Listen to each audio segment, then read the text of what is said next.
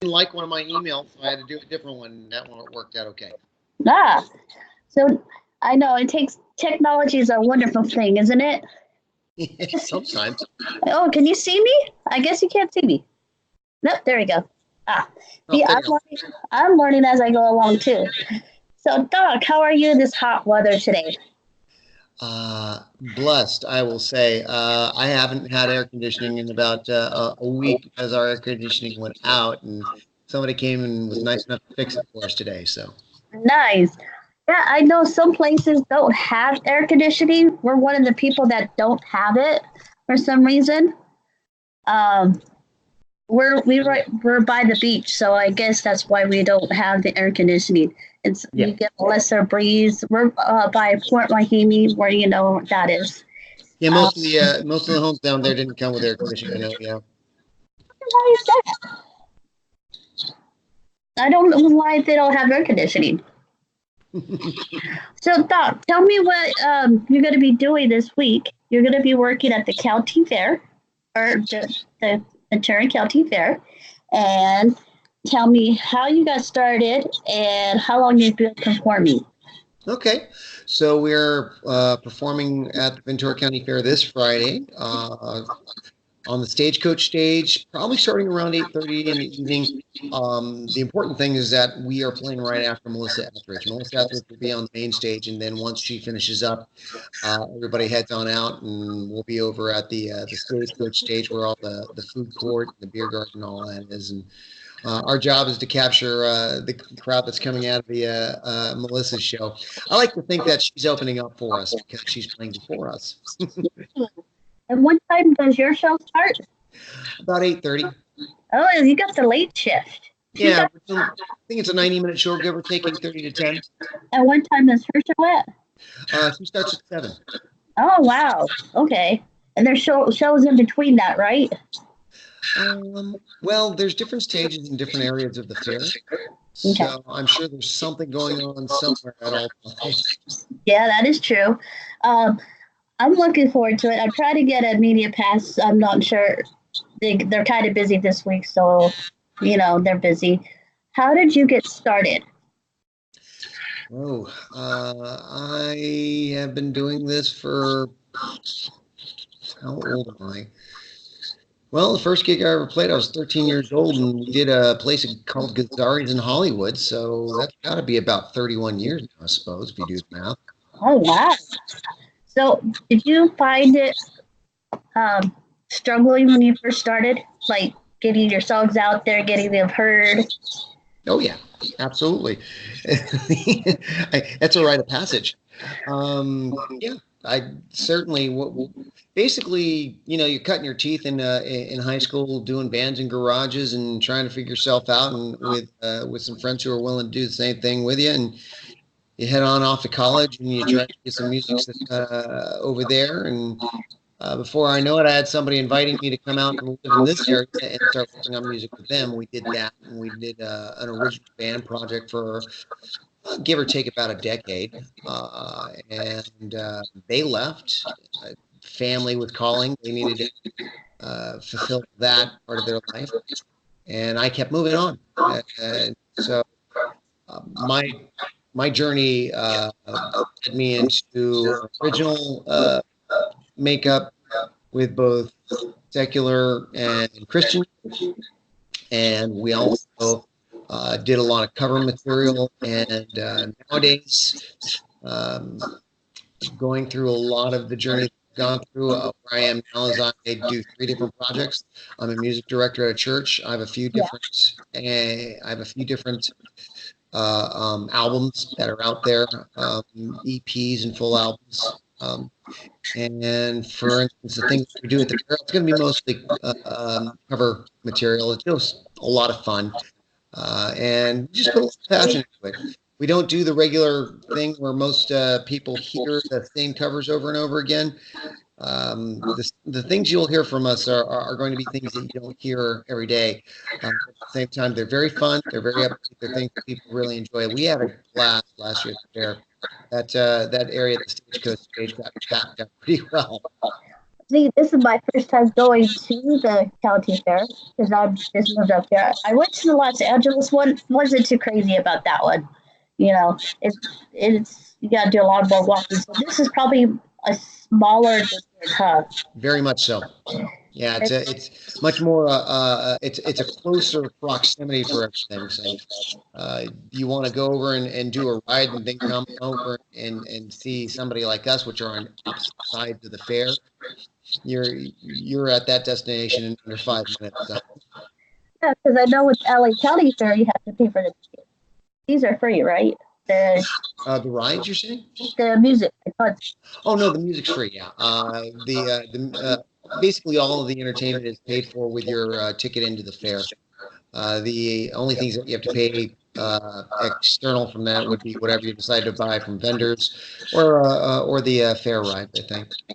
And you guys can find out all the prices out on the VenturaCountyFair.com for more information. They have special events for those who have a disabled who are senior citizens. They get it for free, so you want to check those out as well. Yep. How is working over there? You know, because a lot of people ask about that question. Working over there? Well, I got to say that I really enjoy the staff, staff and the people that they have hired in to help administer it. Some of my favorite people to work with in that format. I'll say I've done a ton of different fairs and festivals up and down the coasts, and they have the fair people who are there year round are wonderful, although they're overbeared because they have a small budget, and so they don't have enough hands to do everything they need to do without being able to take on a great deal of things there, but they're all great. I just picked up our package yesterday, I want to say, and they were nothing but smiles and just gracious for the fact that we had an opportunity to be able to play. And we feel the same way. We felt very honored and privileged to be there. And then they bring in an entertainment company that manages all of the stage called Viking Entertainment, and they are really salt of the earth people. They come in, they help you with everything. I'll say coming up as a musician in the 80s and the 90s, sometimes in the aughts as well. A lot of times you'd walk in as the talent and would be less than inviting to you. Right. That seems to have changed recently in the last few years where, it seems that we're getting more people into the industry that actually want to care for what they do and want to partner to be able to create a great experience, because that's what we're doing. We're creating a memory for someone. They're not going to walk away with a product in their hand. They're going to walk away with a memory in their heart and their soul. And the people at the fair and the people at Viking, they are the ones who ultimately create that, because they're the ones choosing how to be able to make the aesthetic for that, choosing the artists to be able to do that with. And they're wonderful at it. They've been doing such a great job, and we're honored to be there for 2 years in a row now. So you've been doing it for 31 years, and I know you see a lot of changes in music. Do you like some of the music today, or you're not too fond of it? I'll put it this way. When I was in junior high and high school, the only thing I cared about was Guns N' Roses. That was all that mattered. Every other band, every other genre, anything else was just, it wasn't music to me. My mom would listen to country music, and I would try to run the other way as quickly as possible. Then I got into college, and I started to actually study music as an opportunity to be able to become a professional. And one of the things that I learned very quickly is that you like what you know what you like. And if you take the time to actually listen and study and honor the art, the music, whatever it is that you're interested in studying, you may not like it at first, but if you start to get inside of it and realize what it took to get for those persons to get to the place that they were to make that music, and basically take the journey with them. It's amazing how much more enjoyable it becomes. So I'll say that today's music is quite a bit different in some ways. It takes me a while to jump on board sometimes, but there are certainly things that I love a lot of the creativity. I love a lot of the opportunities that are given to many different cultures and genres nowadays that never used to be. Very. And I'm taking a lot of inspiration from that. So yeah, I think it's there's a lot of great things out there, and just like anything else, there's also things that will end up being something that you say 10 years ago. Oh yeah, they did make that song. If it happens to pop up in an elevator somewhere, but for now, it's I love all the new stuff, and I love all the new original music at the local level too. That's some of my favorite stuff. Yeah, I'm like you. I like 70s, 80s, 90s. But then when it comes to today's stuff, I'm like, I have to love it to listen, hear it. Yeah. And, I like Jennifer Lopez, and she's a cool one. You said you like Guns N' Roses. Did you like? Was there any time you liked Aerosmith, AC/DC? They were all secondary to the junior high at that time. I liked them. I mean, I actually went to a video shoot for Bon Jovi back in the day. I went to a video shoot for Aerosmith, Nelson, because I lived down in downtown Long Beach, and at the time I was coming up with this really popular radio station called ANAC 105.5, which is for all the metalheads out there. And oftentimes they would do like these video shoots out in the Hollywood area and South Bay or whatever, and they need those crowd participants. And I'd always somebody in who had a car into going out there and doing that. So yeah, anything in the heavy metal genre. I did a lot of the metal shows that were over at the Long Beach Arena at the back in the day. One of the first shows I remember ever doing was 87 Metallica's "And Justice for All." And I knew them very well, but who I didn't know was their opener, and their opener blew me away, and I immediately became a fan. And wouldn't you know, they created just an incredible musical outlet themselves, a group by the name of Queensryche. So, Okay. yeah, really, really great stuff. And then you get those esoteric ones like Faster Pussycat or Green Jello, just a weird thing.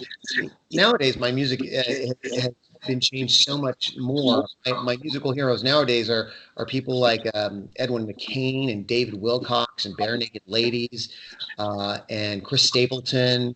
Garth Brooks knows how to tell a story, and I take so much from him. Those are just the ones I can think of that are popular. And then you get the local or the regional bands that are incredible too, like a Champagne Sunday or a couple other groups that I really, really enjoy. Teresa Russell's incredible.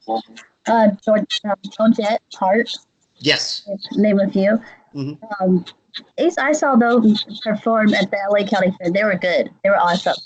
Again, you have to pay the tickets to get it. So the difference is between the LA County Fair, free, half paid. I chose free one. So, and a lot of people go to the Ventura County Fair from different cities, right? They all come over.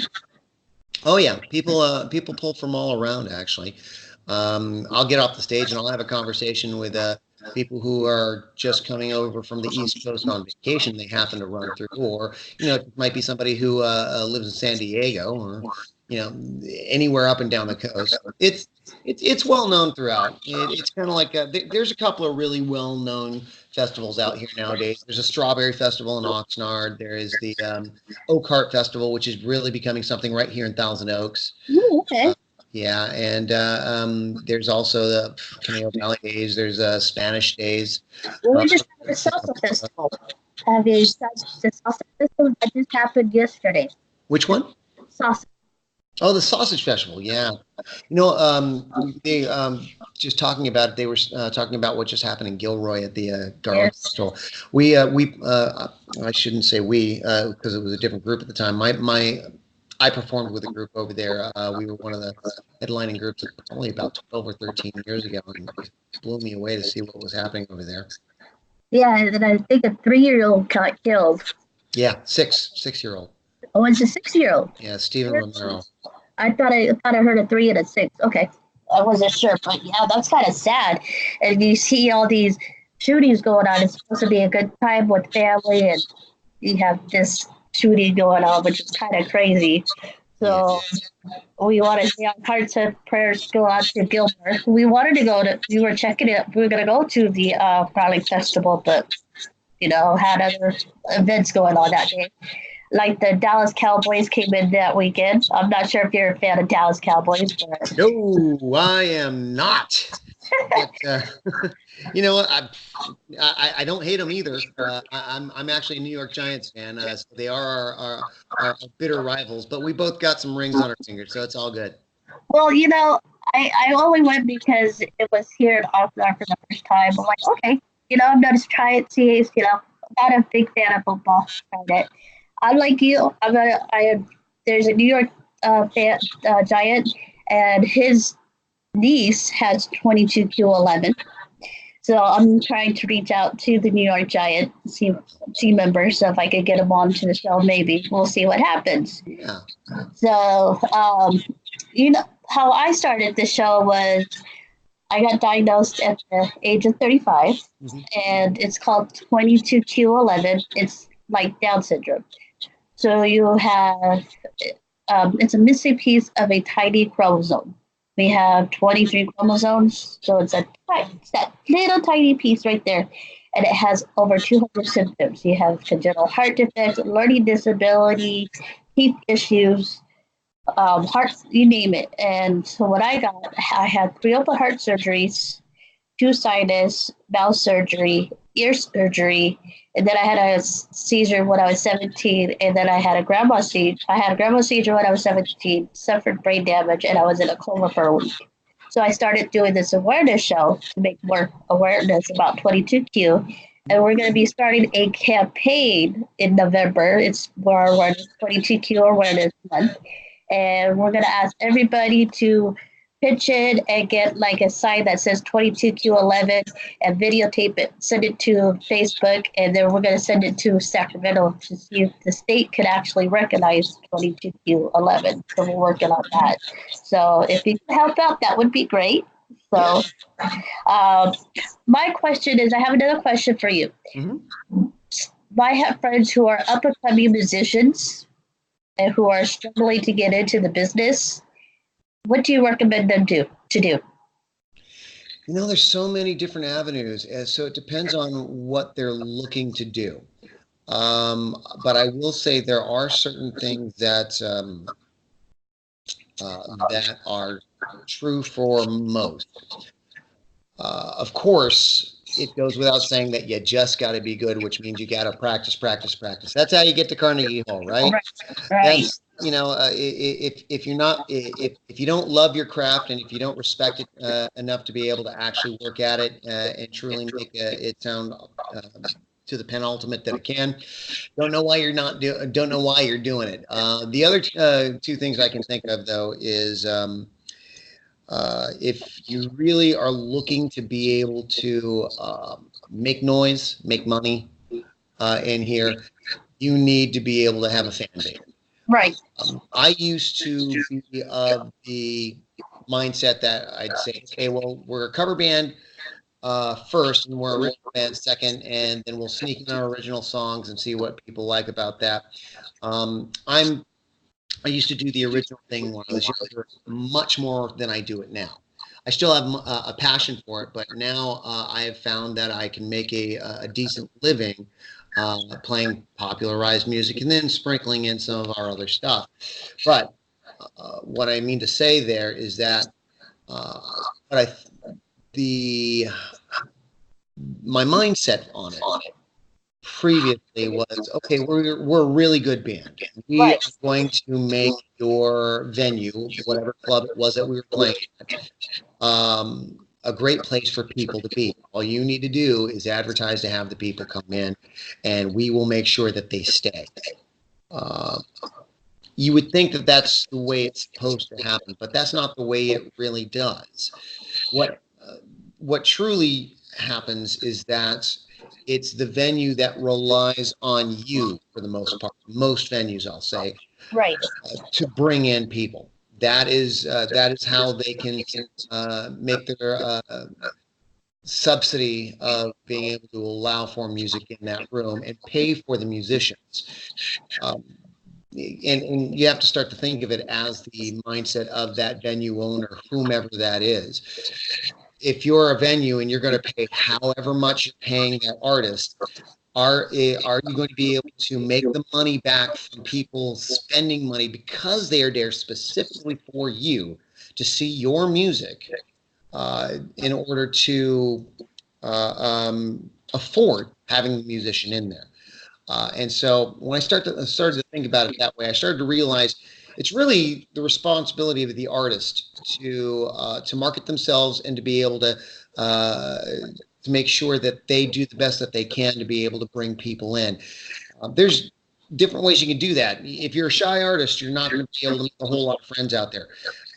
Earlier, I had said that people come out to see you.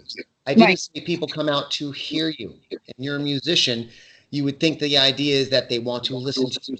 There is a visual aspect to it. So you have to make sure that you have the aesthetic that you want to represent, that wants to bring people in so that they actually have an interest in seeing what you are doing, in hearing what you are doing.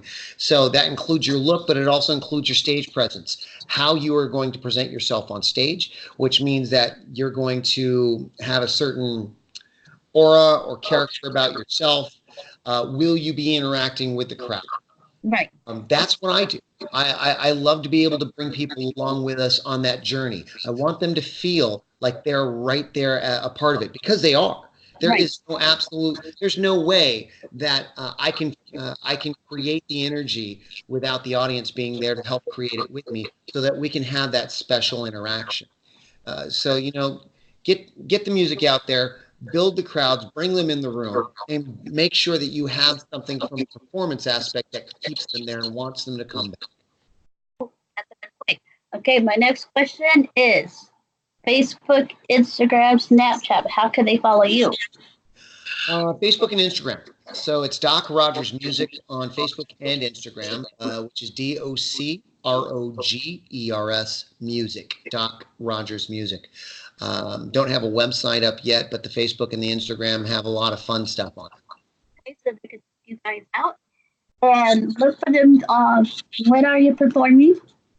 So we have a couple of different dates at the Ventura County Fair. The first one is this coming Friday, August 2nd, starting at about 8:30 p.m. over at the Stagecoach Stage. Okay. Last year it was sponsored by 805, so it had a huge 805 in the backdrop of the stage itself.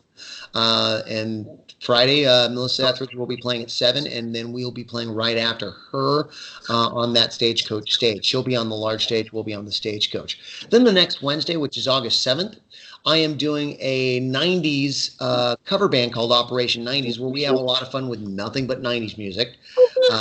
Yeah, and it's a whole bunch of different genres. It's pop music. It's R&B, it's rap, it's country.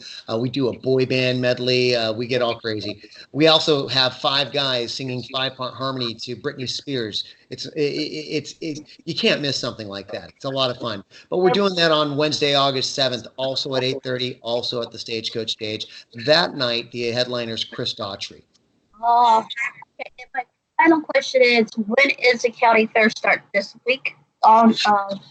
It actually starts on August 31st, which is day after tomorrow on Wednesday.